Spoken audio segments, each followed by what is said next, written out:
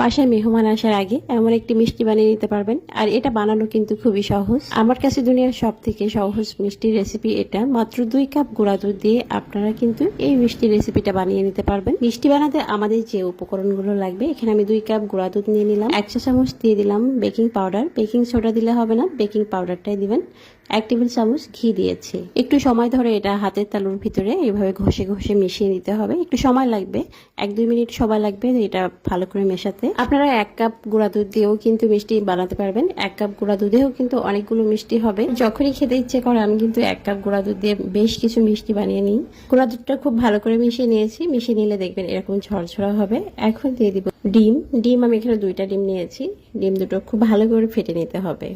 1 cup গুঁড়া দুধের জন্য 1টা ডিম লাগে, আর 2 কাপের জন্য 2টা লাগে। তো আমি সব একসাথে দিচ্ছি না, আমি আস্তে আস্তে মেখে নেব আর একটু একটু করে দিব।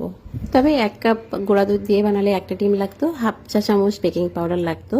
এটা পরিমাণ অনুযায়ী দিতে হবে। গুঁড়া দুধটা যতটুকু নেবেন তার পরিমাণ অনুযায়ী নেবেন। আমার 2টা ডিমের সবটুকুই কিন্তু লেগে গিয়েছে, জাস্ট একটুখানি বেঁচে আছে। তবে ওটুকু আর আমি দিব না। এখন আমার মনে হচ্ছে যে এটা ঠিকই আছে, নরম হয়ে গিয়েছে। কারণ অনেক সময় দেখবেন ডিমটা বড় থাকে আবার ছোটও থাকে। এই জন্য আমার কাছে মনে হয় একবারে ডিমটা না দিয়ে গুলে নেওয়া ভালো।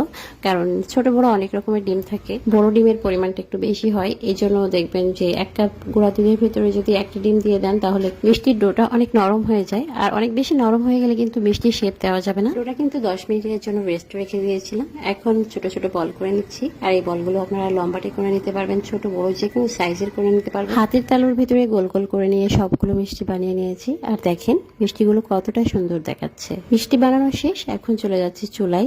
1 লিটার দুধ দিয়ে দিয়েছি। আর দুধটা যখন ফুটে উঠবে তখনই দিয়ে দিব সবগুলো মিষ্টি। সামনে যেহেতু ঈদ, তাই কিন্তু আপনারা এই মিষ্টিটা বানিয়েই নিতে পারেন। বাসায় অনেক অনেক মেহমান আসবে, বাসায় বানানো মিষ্টির স্বাদই অন্যরকম। তাছাড়া কিন্তু আপনারা যে কোনো মেহমানের বাসায় এই মিষ্টিটা নিয়ে যেতে পারেন। আপনার হাতের এই মিষ্টিটা খেয়ে সবাই কিন্তু প্রশংসা করবে। তো চাইলে কিন্তু আপনার কাছের মানুষদেরকে আপনার হাতের বানানো সেরা মিষ্টিটা খাওয়াতে পারেন। এখন ঢাকনা দিয়ে ঢেকে দিব 5 মিনিটের জন্য। 5 মিনিট পরে আমি ঢাকনাটা খুলে দিয়ে দিব চিনি। 1/2 কাপ চিনি দিয়েছি। তবে মিষ্টির ব্যালেন্সটা আপনাদের স্বাদ অনুযায়ী দিবেন। এটা দুধ জাল দেওয়ার সময়ই দিতে হতো, বাট আমার মনে ছিল না, যে কারণে একটু পরে দিয়েছি। তাতেও কোনো সমস্যা নাই। এরপরে আবারও ঢাকনা দিয়ে কিন্তু 15 মিনিটের জন্য এটা আমি বয়ল করেছি। তারপর নামানোর আগে আমি দিয়ে দিলাম 2টা এলাচ। এটা নামানোর আগেই দিয়েছি, কারণ হচ্ছে এলাচের যে অতিরিক্ত ফ্লেভার সেটা আমার ভালো লাগে না। হালকা হালকা যে ফ্লেভারটা সেটাই কিন্তু খুবই ভালো লাগে। চুলা বন্ধ করে এটা চুলার উপরে রেখে দিব ঠান্ডা হওয়া পর্যন্ত।